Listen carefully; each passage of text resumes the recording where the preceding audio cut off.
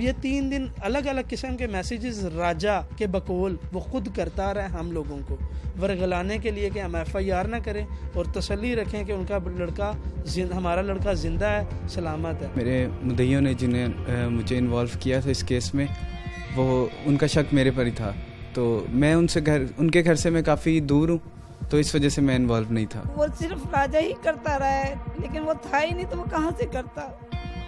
वो खुद कह रहे हैं कि हमने उसी दिन उसे रात को मार दिया है। कभी इस बारे में नहीं सोचा, हम परेशान रहते थे सर के घर में हमारे वो केस है, तो परेशान रहते थे। ये नहीं था सोचा कि पकड़े जाएंगे या नहीं, क्योंकि कैनी साहब ने इन्वेस्टिगेशन किया तो हमने फिर इतराफ़ कर लिया जुर्म का। 2 जनों ने मारा है, दोनों को सजाए मौत होनी चाहिए। बाकी जो है वो कानून के मुताबिक उनको सज़ा होनी चाहिए। जो बीच में दूसरे भी मुलव्वस है, जिसने हमें बताया है वो भी मुलव्वस है। वो बंदा था कामरान जो कि मर्डर में इन्वॉल्व है। राजा के बकौल पिस्टल जो है वो कामरान से ख़रीदा है। और साहब कहे राजा ने, उस्मान ने, इन्होंने दोनों ने मिलकर कत्ल किया और दूसरे भी मुलव्वस हैं बीच में। कामरान की जब मुझसे बात हुई, जितनी डिटेल्स उसको पता थी इस केस की कि वकास को दफनाया किधर है, उस घर का A to Z नक्शा पता था। उसने मुझे फ़ोन कॉल पे नक्शा बताया है। घर में जाएंगे, राइट साइड सीढ़ियाँ, राइट साइड रूम छोड़ेंगे, किचन छोड़ेंगे, पीछे वो है जी। घर में उसको दफनाया हुआ था उस्मान ने, और मैंने उसको मार दिया फलानी जगह पे उसकी लाश है। आप चलें जाके निकलवा देता हूँ। और वो खुद जाके उसने निशानदेही की कि ये लाश है इस जगह पे। जी बिल्कुल रिमाइंड हो गया था और निशानदेही हमने ही की। फिर उनकी ही निशानदेही पे जिस जगह पे उन्होंने बॉडी को बरी किया था वो बॉडी भी निकलवाई गई, जिसका पोस्टमार्टम भी हो रहा है।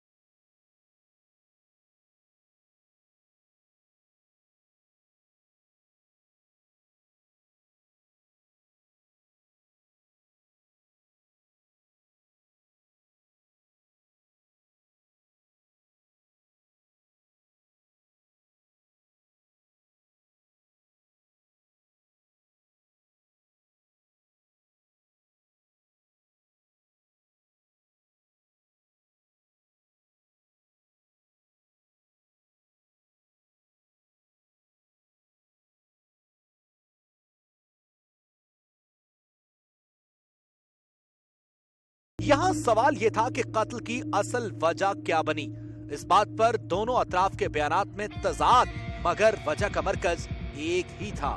जाती रंजिश थी, मैं नहीं ओपन करना चाहता सर। लेकिन मैं फिर भी बच्ची का वो करती रही कि बच्ची का बीच में ना आए, लेकिन फिर भी वो बच्ची का बीच में लेके आ रहे, खुद से लेके आ रहे हैं। मरकजी मुल्जिम राजा के मुताबिक मकतूल वकास उसे साला कहता और उसकी बहन से शादी करना चाहता था। ये बात राजा को इंतहाई नागवार गुजरती और इसी मामूली रंजिश की बिना पर उसने वकास को मौत के घाट उतार दिया। जबकि दूसरी जानिब वकास के अहले खाना का जवाब इसके बिल्कुल उलट था। उसमें इशू ये था कि ये जो मकतूल है वकास, ये राजा की बहन के साथ शादी करना चाहता था, जिसके लिए उसने अपना रिश्ता भी भिजवाया था, लेकिन तुसामाओ फैमिली में वो रिश्ता न हो सका। तो मुलजिम जो मुजीब उर्फ राजा है, उसको इस चीज़ का रंज था कि इसने ये हरकत क्यों की है, तो उस पे वो उसके जहन में ये बात चलती रही। इस वजह से मुजीब ने मेरे साथ ये सारा मामला डिस्कस किया था, क्योंकि मुजीब मेरा अच्छा दोस्त है। हमने उसको समझाने के लिए ये सारा मामला किया था। फिर उसने अपने एक दोस्त उस्मान के साथ एक प्लान किया, वकास को अपने उस्मान के घर कॉल किया किसी बहाने से, क्योंकि वकास OLX पे कुछ चीज़ें बेचता था, तो इन्होंने उसको किसी बहाने से कि जी हम मोबाइल बेचना चाहते हैं। वकास के दोस्तों को सबको पता था कि इसने राजे से मोबाइल लेने हैं। नहीं, इरादा कत्ल नहीं था, उसको डराने के लिए रखा हुआ था, समझाने के लिए। तो बाय मिस्टेक उसको समझाने के लिए हवाई फायर किया था। उसको जो गोली फायर लगी हैं वो किसी के कहने पे नहीं लगी। उस्मान के घर बुलाया, वहाँ पे छत पे उस पर फायर किया, तो उससे वो समझा नहीं, वो उठकर तैशमन आ गया और दोबारा हाथापाई और लड़ाई करने की उसने कोशिश की। इस कोशिश में उस्मान से उसको फायर लग गए। वो गलती से हमारे से लग गई हैं, ऐसा और कोई मसला नहीं था। क्योंकि पिस्टल में इसके पास पकड़ा चुका था, मैं उसको समझा रहा था, बिठा रहा था। इसमें जो है ना एक फायर मुजीब की तरफ से भी हुआ और उस्मान की तरफ से भी फायरिंग हुई उसमें, जिसमें इवेंचुअली वकास की वहीं पे डेथ होगी। और इसके अलावा भी किसी बंदे को पता था वो नीचे खड़ा हुआ था। कुछ भी नहीं, आपस में दोस्ती हुई है शादी पे कजन के वहाँ, बस उसी दोस्ती में बाहर हमारे यहाँ गली मोहल्ले में नहीं कभी वो आया। बाहर आरे बाजारी से मिलता था, बाहर लेके चला जाता था। वकास का प्रपोजल इन लोगों ने सेंड किया था, वो भी डायरेक्ट नहीं आए थे, मेरे खालू को बीच में डालकर उनको भेजा था। वकास से पूछा, उसने इनकार करवा दिया। वो मेरी वाइफ का कज़न की बेटी है, वो कज़न है इनकी, उसका बेटा है वो। तो उन्होंने भी रिश्ते का सवाल किया था हमारे से, तो लेकिन मैंने इनकार कर दिया। इसलिए किया कि उनकी लड़की ज़्यादा पढ़ी हुई है, मेरा लड़का पढ़ा हुआ नहीं। रिश्ता नहीं मांगा था, वो ये चाह रहे थे कि हम लोग लें उनसे। हमने कहा हमने नहीं लेना, अभी उसकी इतनी उम्र नहीं है, बाहर जाएगा फिर लेंगे। हम लोगों ने इनकार किया था, उन्होंने नहीं। हमने कहा था कि अभी नहीं, अभी उसकी एज नहीं है। क्या उन्होंने मेरे लड़के में देखा है क्या नहीं, लेकिन उन्होंने ऐसी दोस्ती बनाई है राजा ने कि उसको ऐसे लपेटे में लिया कि बस उसको मार के छोड़ा उसको। जी बिल्कुल अफसोस होता है, क्योंकि हमारा इरादा नहीं था, उसको बुलाना था हमने सिर्फ समझाने के लिए। वेपन हमारे पास ना होता तो शायद उस दिन ये सब ना होता। वकास की मां की ममता तड़पती रहती और अपने बेटे का इंतजार करते करते उसकी राह तकती। लेकिन उसे क्या मालूम था कि उसका बेटा वहां जा चुका है जहां से कोई लौट कर नहीं आता। मुझे नहीं पता था कि उसका उस दिन कत्ल हो गया है, आज पता चला कि उसका कत्ल हो गया है। ये सारा मामला 2015 में हुआ था। 14 मार्च की नाइट में वो हमारी नज़रों में अगवा हो गया था। उसने राजा ने उसके साथ ना गद्दारी की, धोखा किया कि उसको इत्माद में लेके मार दिया।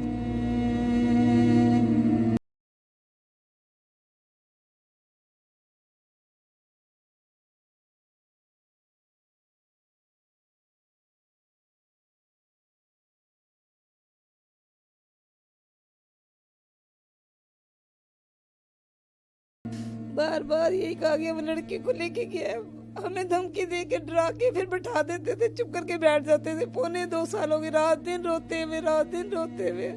अभी भी किसी ने हमें फोन किया तो पता चला, नहीं तो अभी तक पता ही नहीं चलना था क्या हुआ क्या नहीं। कोतवाली में किसी मुजरिम को खाना जो सा घर से नहीं मिलता, लेकिन वो उनके शजील बट के बेड के ऊपर बैठा होता था, खाना खा रहा होता था। उसका बाप सुबह भी शाम भी, उसका मामू भी। क्या कि सिर्फ उनका एक सियासी पार्टी से ताल्लुक है, तो वो इस वजह से वो हमारे पे भारी थे। जिस टाइम बॉडी रिकवर हुई उससे पहले 24 को कामरान ने नंबर ऑन करके मुझे बताया, और जो बॉडी है वो जोन सा कामरान उसके उस्मान के घर में, आप उसको अरेस्ट कर लें तो ये हो जाएगा। इन्होंने नंबर उसी दिन ऑफ कर दिया 24 को। उसके बाद दोबारा इनके दोस्त से मिस्टेक हुई कि उसी सेल फोन के अंदर इन्होंने एक सिम लगा ली, जो कि कियानी साहब की मेहनत है कि उन्होंने ट्रैकिंग पर रखा हुआ था इसको। अगर वो कराची चला गया होता तो यहाँ से कैसे बरामद हुआ, ये बताएं ना। आप लोग खुद सोचें कि कराची चला गया तो यहाँ कहाँ से आया।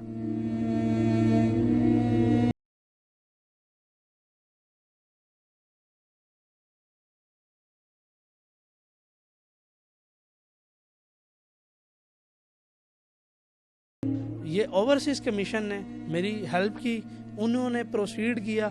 उन्होंने अफजाल भट्टी साहब ने और कियानी साहब ने, इन 2 बंदों की वजह से आज ये बॉडी बरामद हो गई है। अदरवाइज मुझे उम्मीद नहीं थी।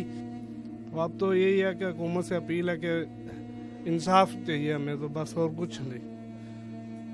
मुझे सिर्फ हुकूमत से अपील है कि मेरे सिर्फ बच्चे के कातिलों को जो उससे सजा दी, उससे बदतर से बदतर सजा दे, सजाए मौत दे उसके कातिलों को, बस और कुछ नहीं।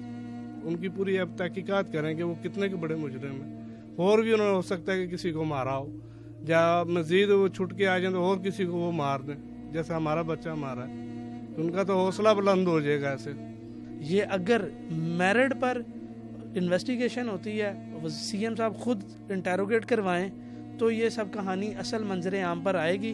वरना ये लोग मेरे भाई पे तोहमतें लगाएंगे और इसी तरह करते रहेंगे जिस तरह हम लोगों को इधर 1 साल 9 महीने ख्वार किया है। और मज़ीद अभी हम तफ्तीश देख रहे हैं, अगर इसमें कोई एंगल सामने आएगा तो आप तमाम के साथ शेयर भी करेंगे उसको। जुर्म कोई भी हो, हम दिखाते रहेंगे। अगर आपके इर्द गिर्द हो रहा है कोई ऐसा वाकया या हुई है कोई जुल्म की वारदात, तो हमें बताइए, हम बनेंगे आपकी आवाज, क्योंकि हम हैं लाहौर की आवाज। बहुत सी कहानियों से पर्दा उठाया और मजीद भी पर्दा उठाते रहेंगे और अगली वारदात की कहानी भी आपको बताएंगे। जुर्म अंजाम की टीम के साथ तारिक हफीज को इजाजत दीजिए। अल्लाह निगहबान।